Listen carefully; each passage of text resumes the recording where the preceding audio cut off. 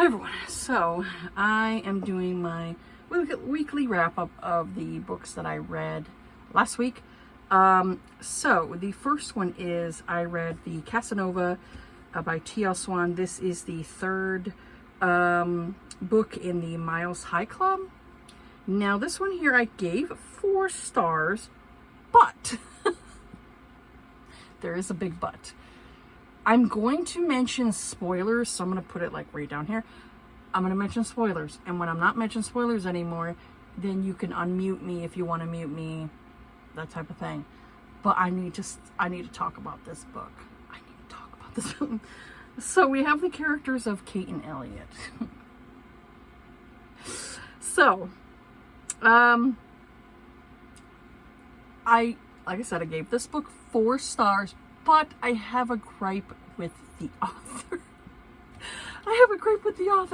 So we have the character of Kate, and Kate works for Elliot's company. She's an IT specialist, and they've been working together for, how many years. They can't stand each other. They cannot stand each other. They actually hate each other. And the opening has it to where he's like basically saying like she's a bee and he can't stand her. And I was kind of thinking like, does she have that much power to where you can't fire her? You're a CEO. You're a CEO of this company, this London branch company. You're a CEO, and you're telling me that you cannot fire this woman who's an IT specialist. Oh, it just kind of makes him look weak. I'll just say that. Kind of makes him look weak that he's like, just fire her. I mean, what kind of power does she have on him? Is it to where it's like a voting thing where it's like his other brothers would be like, no, we're not firing her, just because you got a problem with her, I don't know if that's what it is, but yeah, they can't stand each other. So they go on to, they basically go and they have like dating profiles. So Kate is, her name on there is like Poppy or something like that. Posy, something like that. Pinky, I think that's what it was, Pinky. She has like the name of Pinky, and it was due to her like new roommate Daniel, who seemed like a really cool dude. He decides to basically make up a profile, like a dating profile for her, because he's like, basically telling her like, girl, you haven't been dating for like how many years, you need to get back out there kind of thing. And he sees that, obviously she is kind of like, I want to say like, she's kind of like cloaking herself, trying to like hide herself. And that obviously I think has to do with a huge part is because her parents died like years ago. And so it's kind of like put her in this like state of mourning. And so she's kind of like not worried about like different stuff, not caring about like how she dresses and things like that. So Daniel works for like this fashion type of job. He makes people up and everything. So he decides he's going to use her as like his next project and like make her up, make her look good and everything. And so once she starts like wearing different things, Elliot notices. Why he didn't notice her before, I don't know, but he notices her. And so he ends up like creating a dating profile himself named Edgar. And Edgar manages to message Pinky. Now they don't know. Elliot doesn't know that she's Pinky, and Kate doesn't know that he's Edgar. They don't know. They have no idea. And they start messaging each other and getting to know each other like as friends. And then he kind of says to Pinky like, oh, I like this woman. I'm attracted to her. And blah, blah, blah.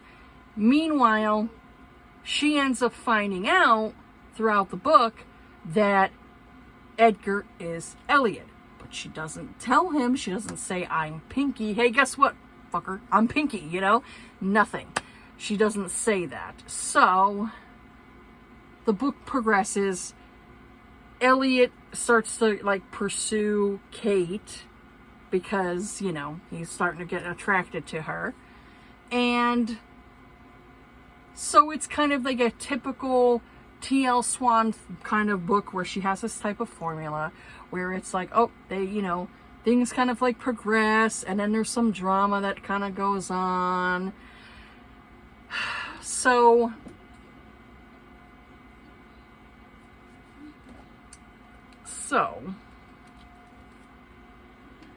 besides this, like I said, they progress in their relationship, and everything seems, you know, okay till around the 60% mark. This is where it kind of dropped off for me. And I was like, T.L. Swan, what are you doing? What are you doing? What are you doing? So,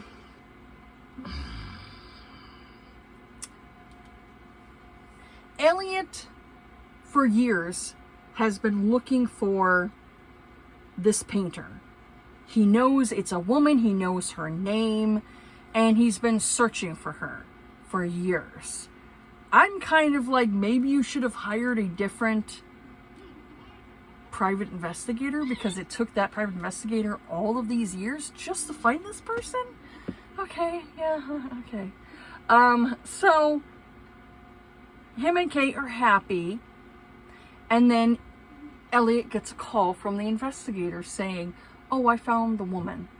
She's in France if you want to go and see her. So he goes and he talks to his brothers, and both of his brothers are like, dude, you're happy with Kate. Why would you even consider meeting this woman and all that stuff? You're happy with Kate. So Elliot decides to leave and go on this little business trip.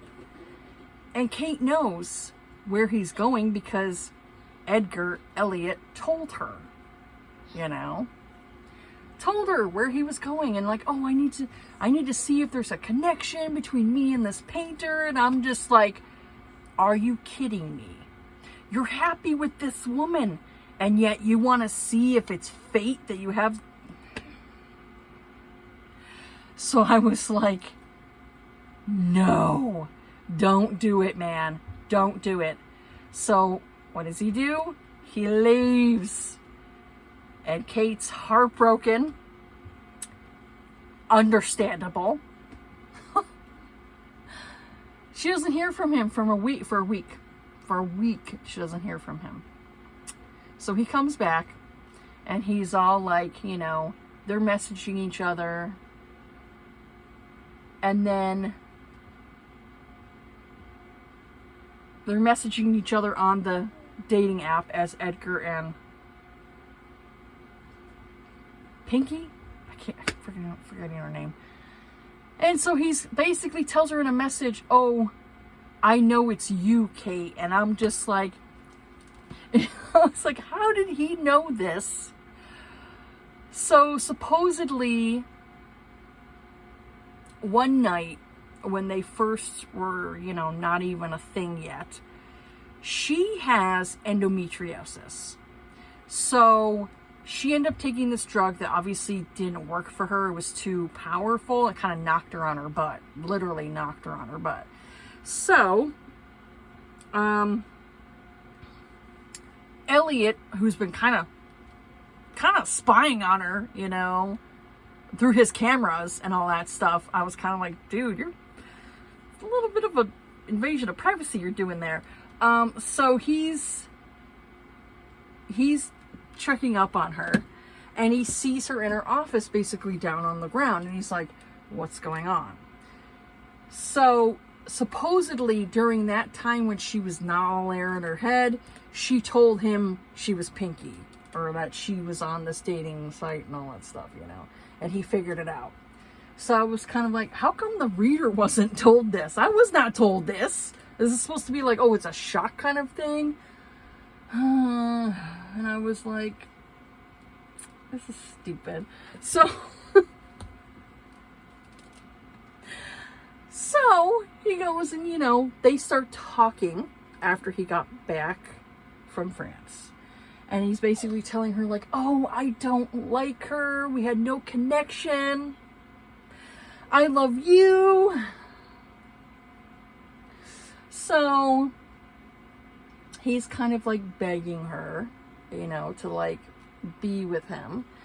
So that night she goes and they like, oh, let's lay in bed and kind of thing. And they're laying together. And I can't remember. I think they had one more like sexual encounter. And then like the next morning she was gone. And they end up figuring it out. She went and left. She quit the job. She left and she went to Hawaii. Why Hawaii? I have no idea why she went to Ohio. I want to say Ohio. Hawaii.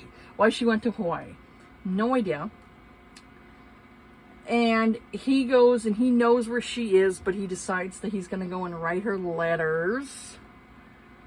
Write her letters. And, you know, try to convince them to be back together again and all that stuff. So while she's there in Hawaii, she goes and like, oh, well, I'm going to go for a waitressing job, which I'm like, why waitressing? Why not just go back to like working in a company where it's IT and stuff? You know, you get paid better as an IT specialist than you do as a waitress. So I didn't get it. I was like, okay, you're going to go for a lower paying job. Okay, that don't make any fucking sense, but whatever. So she decides to take up cross stitching and go back to painting. Yes, she used to be a painter in her teen years, but she stopped doing it. Right then, I knew. Right then I knew that T.L. Swan was going to make Kate the painter that he's been coveting. So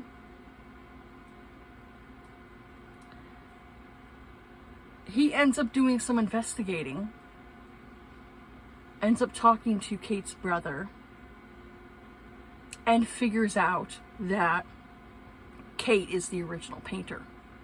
And that their sister, who has kind of been acting like, you know, a bit fruity, a bit weird and all that stuff for how many years, kind of like, you know, after their parents died, she kind of like just almost kind of like shunned them a bit, you know, really didn't want to, you know, do all this stuff, hang out with them, you know, and all that. Come to find out, her sister Eleanor has been selling her paintings. The paintings that she didn't give a crap about. You know, her sister was selling the paintings. And Elliot, being a dumbass, decided to buy the paintings for millions of dollars. It was like he spent like $20 million on like these paintings. So he ends up finding out that Kate is the original painter. So it was like, oh, it was meant to be, you know? And I'm like, oh my God. Really, T.L. Swan? You had to go down that route. You know, had to go down that road right there. I was just like, you had me until it was like, it's fate, we're meant to be together. And I'm like, no. Like, no. Ugh. So they decided to make Eleanor the kind of villain area, you know, the villain person. And I was like,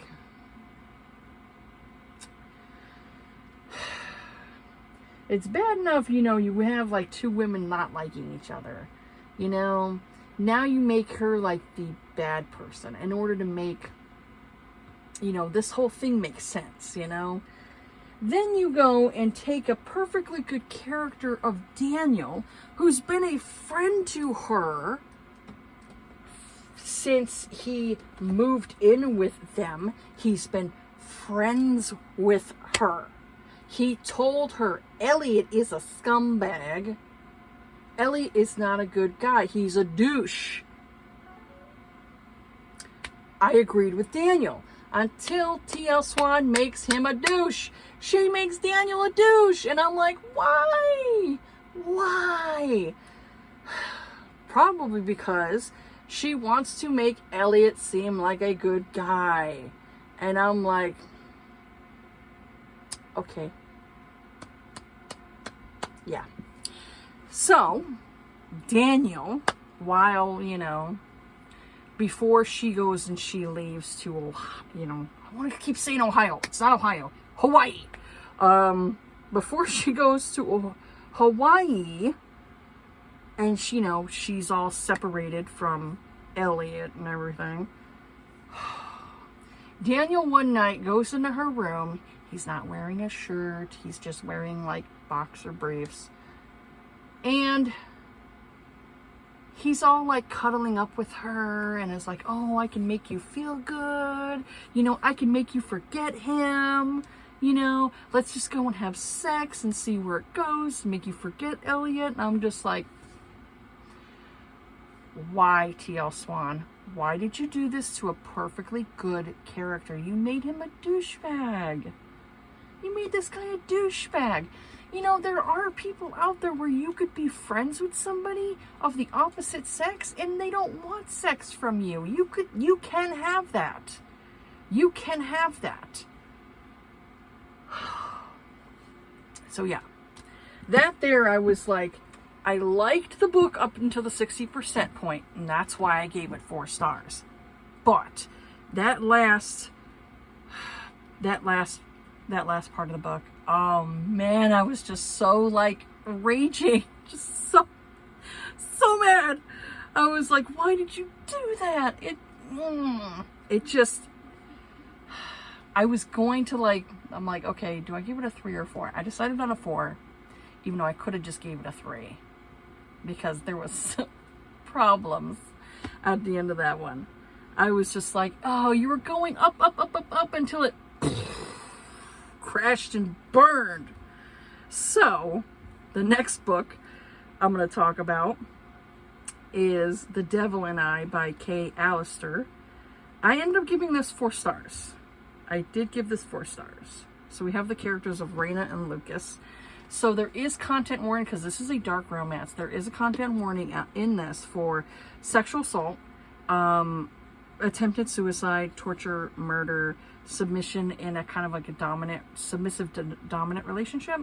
So we have the character of Raina. Raina is a victim, or I'd say she's a survivor. You know, I consider different people victims and survivors. She's a survivor of sexual assault. She was sexually assaulted in an alley by her date. She went to go out on a date with this guy. He turned out to be a scumbag. So it's not like she wasn't in her right mind and, you know, like not like inebriated and all that stuff. There's like differences. She actually was, you know, from a date assaulted. So yeah, where, you know, there's some people who have been assaulted, maybe they don't remember it. They know something happened to them, but they don't remember what happened, you know. She remembers everything. So yeah, so that one there is like, it's tough. It's tough to read about something like that. And she ends up getting, she's, you know, I'd say she's definitely surviving. She's in a, like, in more of a depressive thing, and her rapist basically finds her and leaves her like a note under her door, like basically saying like, I'm gonna come back for you. Oh, so because she never, she reported she went to the hospital, but she never said who the person was who assaulted her. So the guy was still, you know, he was still free. So she decides that she wants to end herself, because she'd rather end herself than suffer by him again. So she's in the forest and she self-harms herself, and she's really like on the brink of like passing out and, you know, dying. And a man named Lucas, who's a police officer, he finds her and he takes his shirt off, he wraps her up, you know, the wound up, and basically carries her and takes her to his home. And what you find out is Lucas definitely has a dark craving for killing people and killing bad people. So I'd say if you're into the show Dexter, this probably would be another book where you probably want to read it, because he kills the bad guys. He kills people that have evaded police and all that stuff, haven't been caught. He kills those people. So he basically has Raina open herself up to telling him, like, who's this guy who hurt you? This person's never going to hurt you again, and I'm going to take care of him. And so this was their love story, and it was dark, had some dark elements to it, but it was good. I really enjoyed it.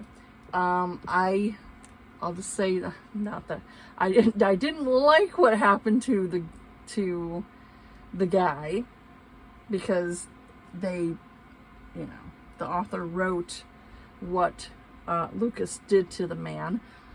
It's not pretty, so it's not pretty, but I don't feel sorry for that person, because they did bad things. They hurt somebody, so I really don't feel bad for, if rapists end up getting, you know, killed, I don't feel sorry for them. I just don't. You know, they were a bad person, they did bad things. So I don't feel sorry for people like that.